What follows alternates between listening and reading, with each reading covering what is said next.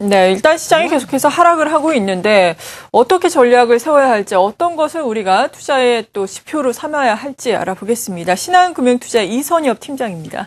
안녕하세요. 네, 안녕하십니까. 네, 향후의 방향성에 대해서 무엇보다 많이들 궁금해하실 것 같아요. 이런 조정이 언제까지 이어질지, 과연 반등은 다시금 언제쯤 나오게 될지, 어떤 것을 우리가 또 가늠자로 삼으면서 지켜봐야 될까요?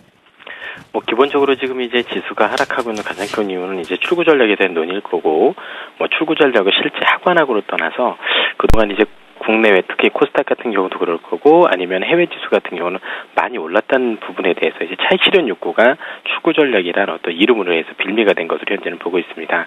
기본적으로 이번 주 이후에 방향성을 잡을 거라고 보고 있고요. 결국 6월 7일 날 발표되는 미국의 고용 지표를 보고 나서 시장에서는 이제 결정을 할 것으로 판단됩니다. 즉 현재까지는 9월 정도의 출구 전략이 혹시 있을 수 있지 않겠느냐, 아니면 사람에 따라서는 연말도 가능하다는 얘기가 있겠지만 이런 논란을 잠재울 만한 어떤 부분이 필요하다라고 보고요. 결론적으로 볼 때는 그 방향성을 잡을 때 조금 한번은 보고 하셔야 될 필요가 있는 것 같아요. 왜냐하면 지금 6월 7일 날 나오는 그 고용 지표에 대해서 지금 예상치는 저희들이 알고 있지만 실제 예상치로 나올지 아니면 실제 정말 긍정적으로 나와서 추구 전략의 논의가 본격화될지 여부는 사실 저희들이 알 수 없는 부분이기 때문에 그때까지는 좀 보셔야 되지 않을까 싶은데, 큰 그림에서 보면 그렇습니다. 현재 상황에서 분명히 누가 보더라도 추구 전략을 섣불리 중단하면 안 된다.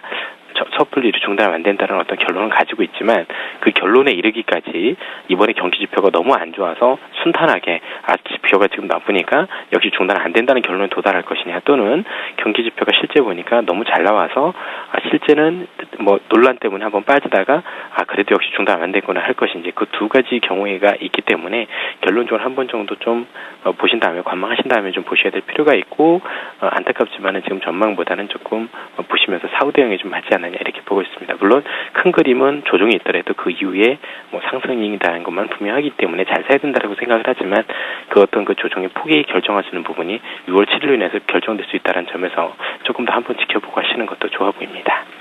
네, 일단은 미국의 출구 전략과 관련해서 중요한 힌트가 될 수 있는 고용지표를 비롯한 경제지표를 확인하고 가는 것이 필요하다라고 말씀을 해주셨는데, 그래도 또 큰 그림 장기적으로 보자면은 시장은 또 긍정적일 것이다라고 평가를 해주셨어요. 그렇다면은 경제지표를 확인하면서 우리가 좀 조정이 나올 때에는 저가 매수에 좀 자신감을 가지고 임해도 될까요? 어떻게 보세요? 저희들 같은 경우는 저가 매수는 해야 된다라고 보고 있는데요. 네. 이제 관건은 그런 거죠.